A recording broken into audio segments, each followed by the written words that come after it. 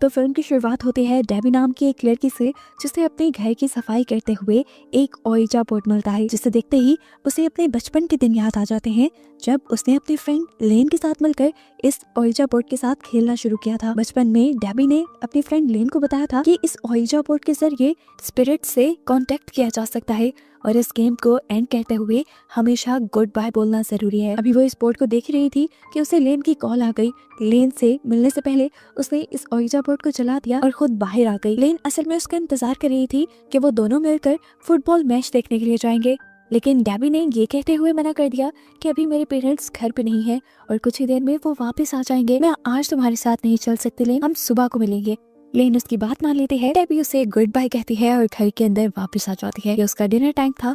वो अकेली आराम से डिनर कर रही थी कि अचानक उसके बैकयार्ड का दरवाजा खुल गया। वो घबराई नहीं, उसने जाकर देखा तो वहाँ कोई नहीं था। वो बैकयार्ड का दरवाजा बंद करके कंफ्यूज जैसे ही वापस किचन में आई तो उसने देखा कि स्टोव भी चल रहा था। हालांकि जब वो यहाँ से गई थी तो हर चीज बंद थी। अभी डेबी ने इस स्टोव को बंद ही किया कि अचानक उसे अपने ऊपर से कोई आवाज आने लगी। वो अब अपने रूम में गई तो उसे बेड पे सही सलामत वो ओइजा बोर्ड दिखाई दिया, जिसे वो पहले जला चुकी थी। चलते हुए उसके पांव से ओइजा बोर्ड की प्लानचेट टकरा जाती है, जिसे वो उठाकर उसके लेंस में देखती है तो हमें उसकी लेंस से दिखने वाली आंख बिल्कुल सफेद दिखाई देती है, जिसका मतलब था कि अब उसे किसी ने पोसेस कर लिया था और वो नॉर्मल इंसान नहीं रही थी। अब डेबी अपनी रूम में लगी हुई फेरी लाइट्स को उठाती है और उसे अपने गले के इर्द गिर्द लपेट लेती है, जिसके बाद फर्स्ट फ्लोर से जंप करके अपने आप को फांसी देकर वो अपनी जान ले लेती है। सुबह होने पर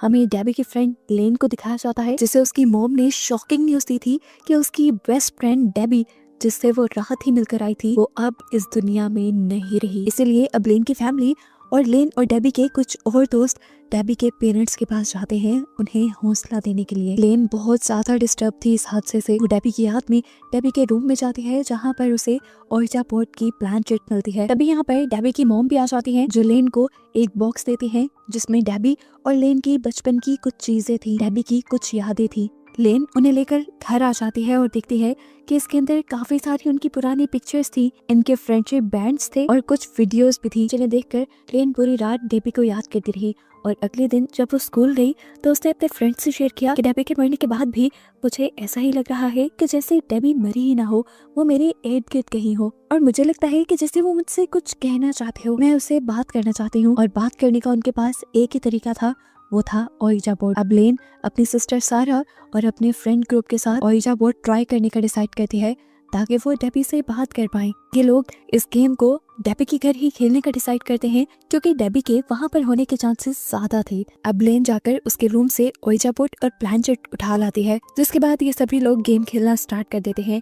सभी ने अपनी फिंगर्स प्लानचेट पर रख दी थी। ये लोग सबसे पहले सवाल करते हैं कि अगर हमारे अलावा कोई भी चीज यहाँ पर है तो वो हमें अपनी मौजूदगी का एहसास दिलवाए। पहले तो कुछ नहीं होता, लेकिन कुछ ही मिनट बाद एकदम से प्लानचेट यस पे मूव हो जाती है, यानी इसका मतलब कोई यहाँ पर था। इसके बाद प्लानचेट मूव करते हुए हाय फ्रेंड्स बनाती है, यानी जो भी चीज यहाँ पे थी वो इन सबको कह रही थी हाय फ्रेंड्स। अब इन्होंने सवाल किया कि तुम कौन हो। प्लानचेट डी पे मूव हो गई, जिससे इन्हें लगा कि वो डेबी ही है। इन्होंने डेबी से अपने दिल की बातें कहना शुरू कर दी कि वो डेबी को बहुत याद करते हैं। इसके बाद ये लोग भी गुड बाय कर देते हैं और फिर प्लानचेट भी दोबारा से गुड बाय पे आ जाता है, जैसे वो सोल, वो स्पिरिट भी इनसे गुड बाय कह रही हो।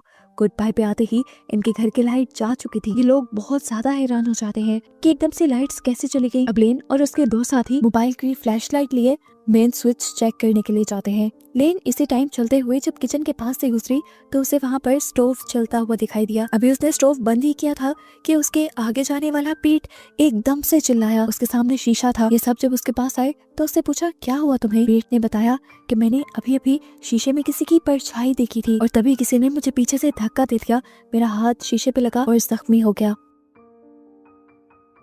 ये सब जो हुआ ये बहुत ज्यादा डरा देने वाला था, इसलिए ये सब फौरन इस घर से बाहर निकल आए और अपने अपने घर चले गए। लेकिन आज के बाद से हर एक के साथ अजीबोगरीब काम होना शुरू हो जाते हैं।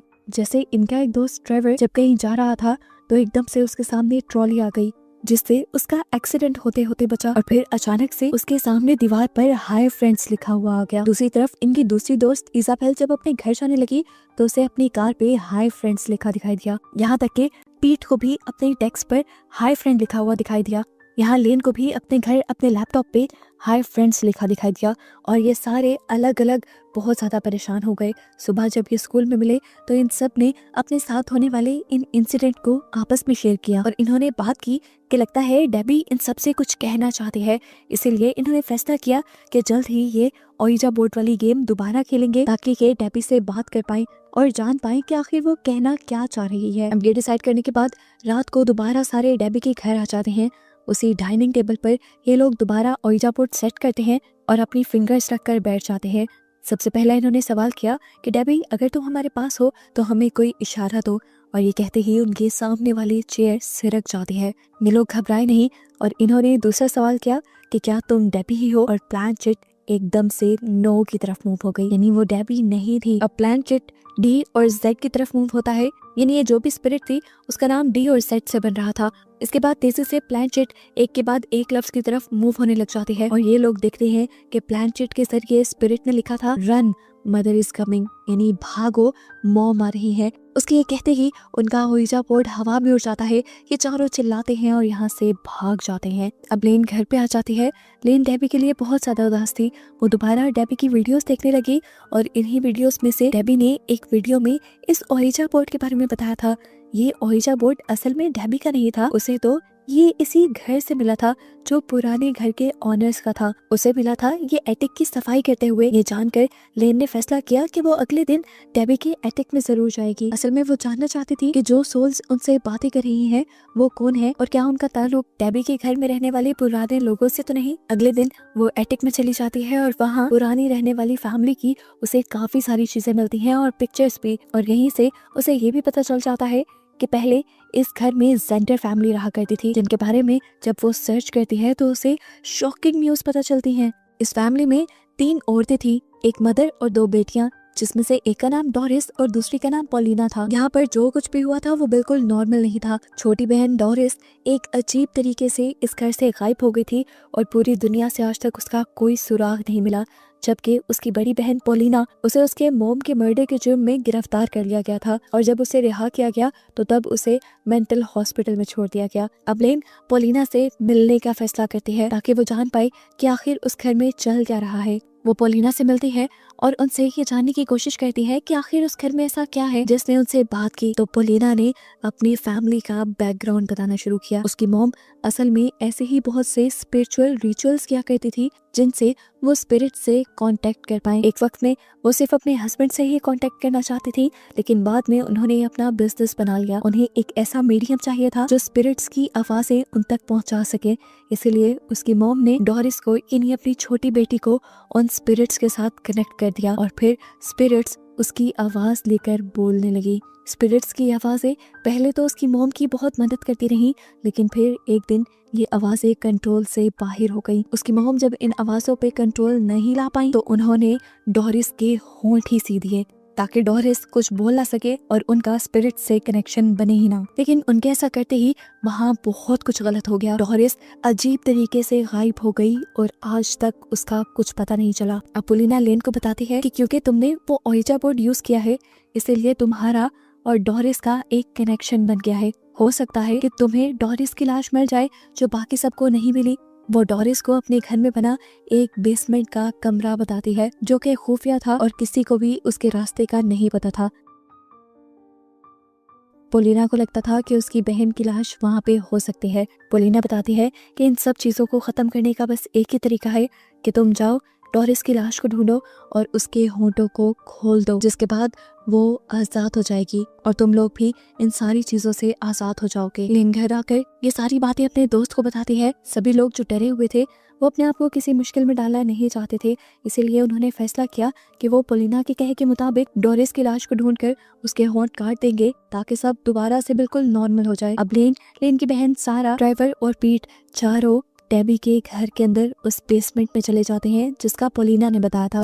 इस बेसमेंट में जाते ही इन सब के साथ बहुत अजीब होता है। बेसमेंट के अंदर जाते ही लेन के अलावा सबके ऊपर किसी ने हमला कर दिया और वो सब बेहोश हो गए। ये असल में डोरिस की मॉम थी, जिनकी भी मौत यहीं पर हुई थी। लेन अब इस लेडी से बचते हुए आखिर उस जगह तक पहुंच जाती है जहां पर डोरिस की लाश थी। उसके होंठ अभी भी सिले हुए थे। लेन ने जल्दी से उसके होंठों को काट दिया और यहाँ से उसकी मदर की सोल आजाद हो गई, इस दुनिया से ही चली गई अपनी सोल्स वाली दुनिया में। एक मुसीबत तो खत्म हो गई, लेकिन ये नहीं जानते थे कि एक मुसीबत खत्म करते ही इन्होंने एक बहुत बड़ी मुसीबत मोल ले ली। डोरिस के होंठ काटने की वजह से अब डोरिस की सोल को आवाज मिल चुकी थी, वो और भी ज्यादा ताकतवर बन चुकी थी। इस बात का अंदाजा इन्हें उस टाइम तो नहीं हुआ, लेकिन अगले दिन हुआ जब पीट को डोरिस ने पोजेस कर उसके होंठ सी कर बिल्कुल उसी तरह जैसे उसके सिले हुए थे उसके बाद मार डाला। अब लेन ये बात जानते ही जल्दी से पोलिना के पास जाते हैं उससे पूछने के लिए कि ये सब हो क्या रहा है। जैसा उसने कहा था उसके मुताबिक उन्होंने सब कर दिया था, लेकिन उसके बावजूद भी उनका एक दोस्त कैसे मर गया और बिल्कुल उसी तरीके से उसके मुंह क्यों सिले हुए हैं जैसे डोरिस के सिले हुए थे। तब पोलिना उसकी बात सुनकर पागलों की तरह हंसने लगी। उसने कहा, बस मैंने तो तुम्हारे साथ एक खेल खेला था अपनी बहन को छुड़वाने के लिए। तुमने उसका मुंह खोल दिया जिससे वो आजाद हो गई और अब वो आ रही है तुम सबको मारने के लिए। अब लेन बहुत ज्यादा परेशान हो चुकी थी, वो तो बुरी तरह फंस गई थी पोलिना की बातों में। टेंशन में वो आकर अपनी बहन सारा से डिस्कस करती है और ये लोग अपनी ग्रैंड माँ से इन चीज़ों का हल मांगने के लिए चले जाते हैं। सबसे पहले वो अपनी सारी स्टोरी ग्रैंड माँ को बताते हैं कि किस तरह ये सब स्टार्ट हुआ था, लेकिन अब ये लोग बुरी तरह फंस चुके थे, इन सब की जान खतरे में थी और ये इन सारी चीजों से निकलना चाहते थे। ग्रैंड माँ बताती हैं क्योंकि उस ओइजा बोर्ड और डोरिस का ताल्लुक है, तो ओइजा बोर्ड और डोरिस की बॉडी एक साथ जला देने से ये सारे कनेक्शन खत्म हो जाएंगे और तुम लोग आजाद हो जाओगे। अब सब कुछ नॉर्मल करने के लिए दोबारा सारा, लेन और ट्रेवर एक मिशन पे निकल जाते हैं। ये लोग डेबी के घर के बेसमेंट में आ गए थे अपनी ग्रैंड माँ का कहा हुआ काम करने के लिए, लेकिन यहाँ जाते ही डोरिस ने सबसे पहले ट्रेवर को पोजेस कर लिया और उसको मार डाला, जिसके बारे में लेन और सारा को पहले पता ही नहीं चला।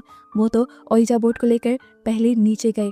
अब लेन जल्दी से फर्नेस चलाने लगी थी ताकि वो डोरिस की डेड बॉडी और इस ओइजा बोर्ड को एक साथ चला सके, लेकिन पीछे से हमें दिखाया गया कि डोरिस ने सारा को पकड़ लिया था और वो उसे उस खुफिया कमरे में ले जाने लगी थी जहाँ पर उसे मारा गया था। वो अब सारा के होंठ सीने वाली थी। इससे पहले कि सारा मर जाती या उसे कुछ हो जाता, लेन के जहन में एक आइडिया आता है। वो यहाँ बैठ के ओइजा बोर्ड गेम खेलने लग जाते हैं क्योंकि वो जानती थी इस गेम के जरिए आसपास की सोल को उनके पास आना ही पड़ता है। उसका ये प्लान वर्क भी कर गया और इसके ये गेम स्टार्ट करते ही यहाँ पर डोरिस भी आ गई। डोरिस इस गेम को बंद करना चाहती थी, इसीलिए वो फौरन ओइजा बोर्ड की प्लान चिट को गुड बाय की तरफ लेके जाने की कोशिश करती है, जहाँ पर लेन पूरी ताकत के साथ उसे ऐसा करने से रोक रही थी, लेकिन एक इंसान की ताकत एक घूस्ट की ताकत से हमेशा कम होती है। और तभी यहाँ पर उसका साथ देने के लिए आ गई उसकी दोस्त यानी डेबी की सोल। अब ये लोग दोनों तरफ से जोर लगाने लगते हैं कि प्लान चिट गुड बाय की तरफ ना जाए। जिस वक्त इन लोगों के दरमियान में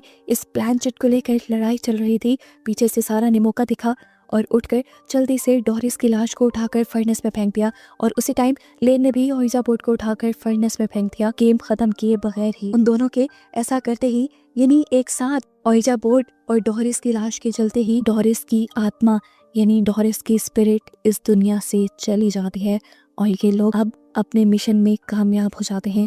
लेकिन इन्हें बहुत ज़्यादा दुख था अपने 3 दोस्तों के मरने का। कहानी के पोस्ट क्रेडिट सीन में हमें दिखाया जाता है कि लेन जब अपने रूम में थी तो प्लान चिट उसे अपने कमरे में दिखाई दी, जिसे उठाकर उसके लेंस से जब उसने देखा तो हमें उसकी आँख बिल्कुल नॉर्मल एक इंसानी आँख की तरह दिखाई दी, जिसका मतलब था कि अब सारी इवल चीज़ें ख़त्म हो चुकी हैं। और इसी के साथ ये मूवी भी यहाँ ख़त्म हो जाती है।